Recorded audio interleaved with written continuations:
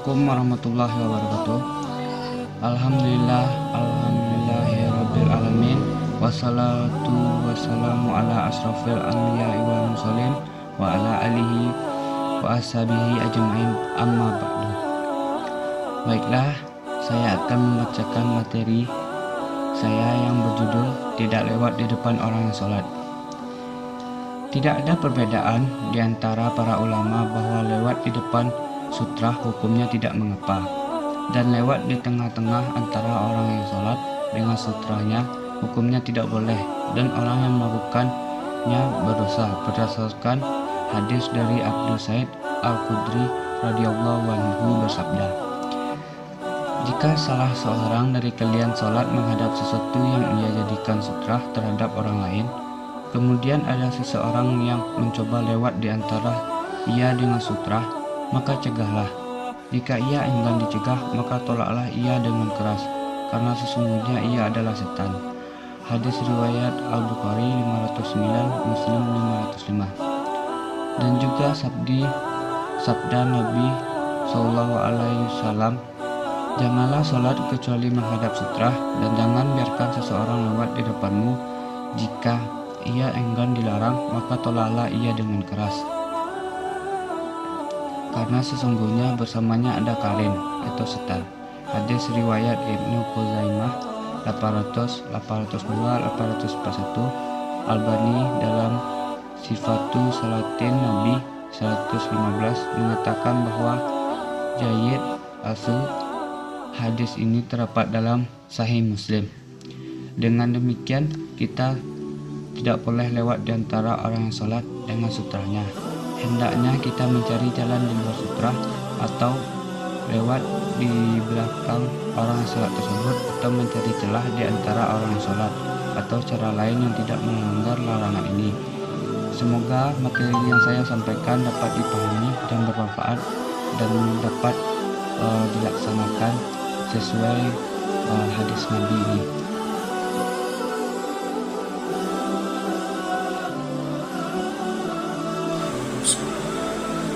Assalamualaikum warahmatullahi wabarakatuh. Alhamdulillahirabbil alamin, wassalatu wassalamu ala asrofil anbiya'i wal mursalin wa ala alihi rasulillahi amma ba'du. Halo, di sini saya akan menjelaskan apa itu sutra dan juga mempraktikkannya nanti. Menurut bahasa, sutra adalah batas yang diletakkan di depan tempat sujud saat seseorang sedang sholat. Jadi, jika kita sedang sholat, tidak berjamaah tentunya, kita agak merapat ke dinding itulah sutra kita. Beberapa barang yang biasanya digunakan untuk sutra diantaranya tongkat, papan, atau benda lain yang sengaja diletakkan guna mencegah orang lewat. Apabila salah seorang kamu sholat, hendaklah menghadap sutra, mendekat ke sutra, jangan ada orang yang lewat antara ia dan sutra itu. Hadis riwayat Ibnu Majah. Tapi berbeda dengan kita yang menunaikan sholat dengan berjamaah. Di depan imam adalah sutra kita. Jadi ketika orang lewat di depan kita, itu tidak masalah. Itu menurut saya. Oke, baik, saya akan menjelaskannya dengan mempraktikannya.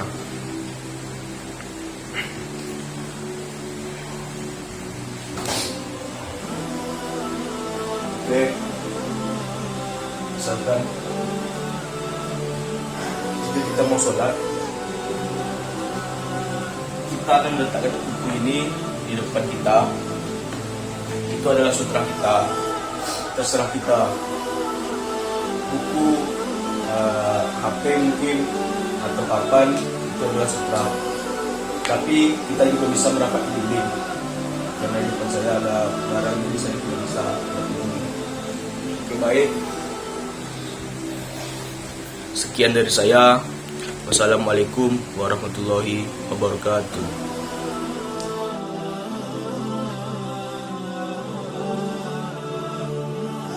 Ya, pada kesempatan kali ini saya akan membahas tentang bab azan, yaitu panggilan azan.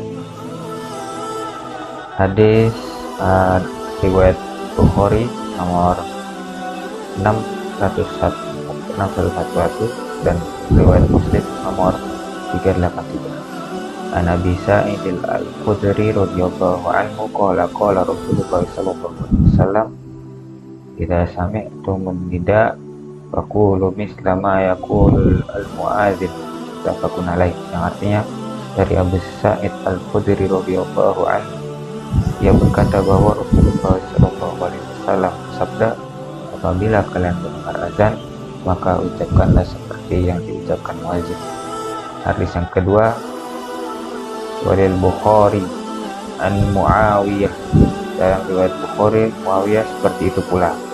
Hadis yang ketiga, wali Muslim an Umar fi fadlil al-qawli kama yaqulu al-muadzin kalimatan siwal al-hayyu alatain wa yaqul la haula wa la quwwata illa billah, dari riwayat Muslim dari Umar radhiyallahu anhu tentang keutamaan mengucapkan kalimat sebagaimana yang diucapkan oleh muadzin, kalimat demi kalimat kecuali hayya 'alas shalah dan hayya 'alal falah, maka hendaknya mengucapkan la haula wa la quwwata illa billah. Hadis riwayat Muslim nomor 38. Faedah dari hadis itu disunahkan mengikuti atau menjawab ucapan azan. Hukumnya sunnah, tidak sampai wajib, demikian pendapat jumhur ulama. Jumhur ulama ini adalah kebanyakan ulama-ulama besar yang mengatakan seperti ini. Itu bisa mengatakan ulama. Faedah yang kedua, mengikuti ucapan muadzin adalah dalam semua ucapan muadzin kecuali pada kalimat hayya 'alas shalah dan hayya 'alal falah, yaitu dijawab dengan la haula wala quwwata illa billah. Ketiga, menjawab azan dan menghadiri sholat berjamaah adalah dengan kekuatan pertolongan dan karunia Allah. Keempat, hendaklah yang berada dalam zikir, doa, membaca Al-Quran dalam mendengar azan, yang dimaksudkan adalah guru azan atau mengucapkan seperti yang dikatakan muadzin menjawab azan, maka dianggap luput. Sedangkan membaca Al-Quran, zikir dan doa masih bisa dilakukan pada waktu lain. Itu seperti itu. Orang yang sedang tawaf keliling Ka'bah juga mengikuti muadzin kalau mendengar azan. Mengikuti muadzin seperti ini pula termasuk zikir. Zikir disyaratkan saat tawaf. Menjawab azan dituntut pada siapa saja kecuali ketika berada di kamar mandi atau kala jima'. Nah, di dalam kamar mandi kita tidak boleh mengatakan kalimat-kalimat Allah seperti menjawab azan, zikir, membaca ayat, zikir Quran, lain-lain. Orang yang sedang sholat lantas mendengar azan, maka ia tidak perlu mengikuti ucapan azan walaupun dia sedang melakukan sholat sunnah. Nah, kalau orang lagi melakukan sholat sunnah, dia tidak perlu mengikuti ucapan azan atau tidak perlu menjawabnya. Dan pendapat kebanyakan ulama karena berdasarkan hadis, sesungguhnya dalam sholat itu benar-benar berada dalam kesibukan. Hadis riwayat Bukhari nomor 1199 dan Muslim nomor 538. Muadzin yang mengumandangkan azan tidak perlu menjawab azan yang ia ucapkan sendiri, karena dalam hadis disebutkan jika kalian mendengar azan berarti cuma berlaku bagi yang mendengar saja. Nah, bagi para muadzin tidak usah menjawab azan sendiri. Azan diwajibkan adalah setiap azan yang didengar sesuai praktik tekstual hadis. Tetap menjawab azan dengan sekedar menjawab azan walau tidak melihat muadzin. Nah, jadi walau kita tidak melihat muadzin yang sedang mengumandangkan azan, tapi kita mendengar suara muadzin sedang mengumandangkan azan, maka kita tetap menjawabnya seperti itu.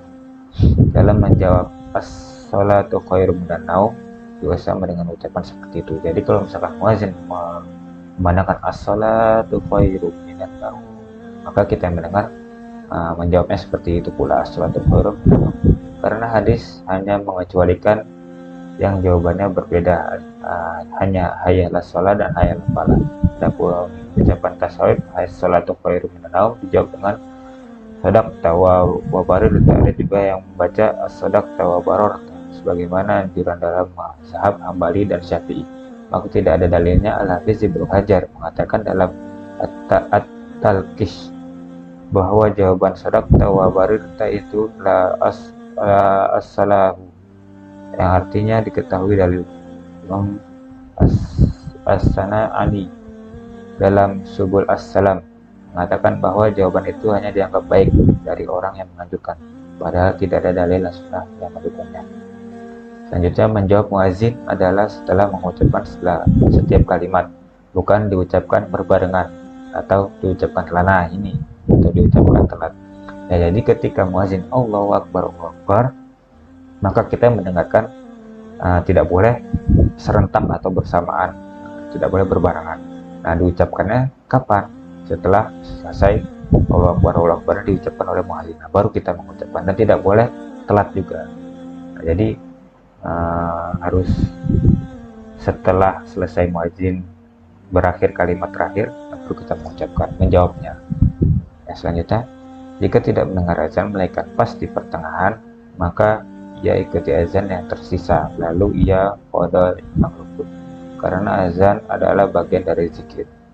Nah, jadi itulah faedah-faedah dari kita menjawab azan, dan dari hadis-hadis yang telah kita bacakan dari 3 hadis di atas. Demikian saya sampaikan, semoga bermanfaat bagi kalian yang mendengarkan.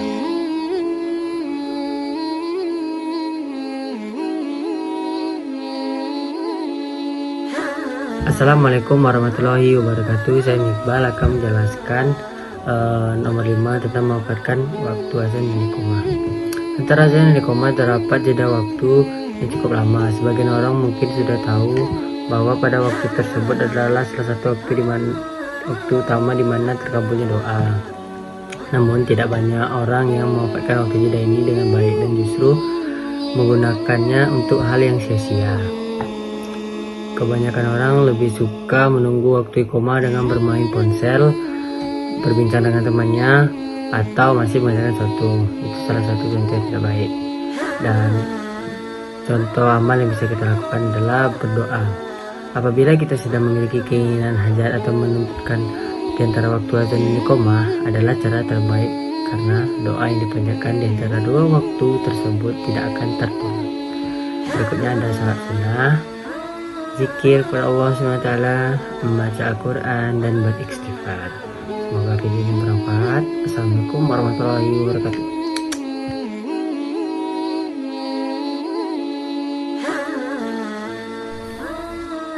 Assalamualaikum warahmatullahi wabarakatuh.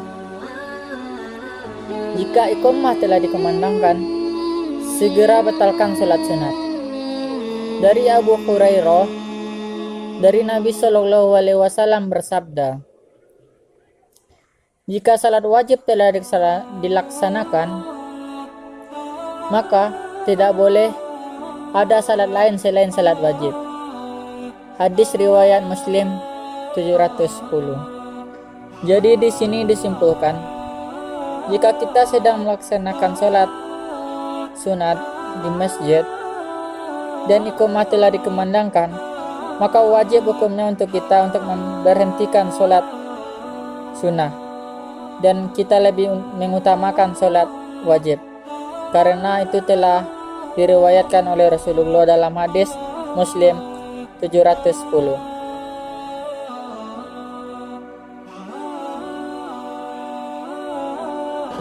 Materi yang akan saya bahas kali ini adalah raihlah saf yang pertama. Ada banyak keutamaan apabila kita menempati saf pertama dalam sholat. Di antaranya mendapatkan pahala yang sangat besar, mendapatkan salawat dari Allah Azza wa Jalla dan para malaikat, dan mendapatkan nilai seperti saf para malaikat di hadapan Allah Subhanahu wa Ta'ala.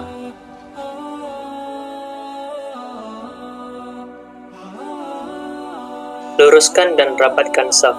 Sesungguhnya, meluruskan saf adalah termasuk kesempurnaan sholat. Adab lain yang harus kita lakukan berkaitan dengan saf, yaitu merapatkan pundak dan menutup celah yang kosong agar tidak dimasuki setan, serta melunakkan pundak sehingga memberi kesempatan bagi jamaah lain untuk masuk ke saf. Adapun hadis riwayat Abu Daud menyatakan bahwa barang siapa yang menyambung saf, maka Allah akan menyambung hubungan dengannya. Dan barang siapa memutus saf, maka Allah akan memutuskan hubungan dengannya. Lurusnya saf didapati dengan menempelkan mata kaki satu dan lainnya. Ini dilakukan ketika membuat saf dan orang-orang telah berdiri. Jadi, menempelkan tadi dengan maksud untuk membuat saf lurus. Dan bukanlah maknanya harus menempelkan dengan rapat yang terus dituntut dilakukan sepanjang sholat. Perlu diingat, selain menempelkan mata kaki untuk tidak membuat celah, perhatikan juga pundaknya.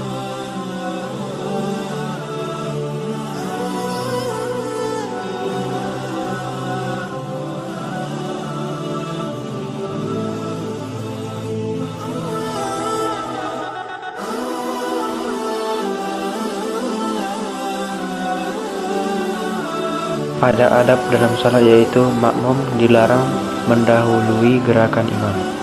Islam mengharamkan makmum mendahului gerakan imam saat menegakkan salat berjamaah. Diriwayatkan dari Abu Hurairah, hadis riwayat Al-Bukhari dan Muslim dari Rasulullah SAW bahwa beliau bersabda yang artinya, tidaklah salah seorang dari kalian takut atau hendaklah salah seorang dari kalian apabila ia mengangkat kepalanya mendahului imam, bahwa Allah akan mengubah kepalanya menjadi kepala keledai atau Allah akan mengubah rupanya menjadi rupa keledai. Riwayat lain yakni hadis riwayat Ibnu Hibbah bahkan disebutkan Allah akan merubah kepalanya menjadi kepala anjing. Namun beberapa ahli berpendapat maksud dari perubahan adalah perubahan secara majazi. Maksudnya menjadikan pelakunya bodoh seperti keledai, sebab seekor keledai memiliki sifat yang bodoh. Ketegasan larangan mendahului imam juga diriwayatkan dari Anas bin Malik. Artinya, pada suatu hari Rasulullah mengimami kami sholat. Selesai salat, beliau menghadap kepada kami dan berkata, "Wahai sekalian manusia, aku adalah imam kalian. Janganlah kalian mendahului aku ketika ruku, sujud, berdiri, dan salam, karena aku dapat melihat kalian di hadapanku maupun di belakangku."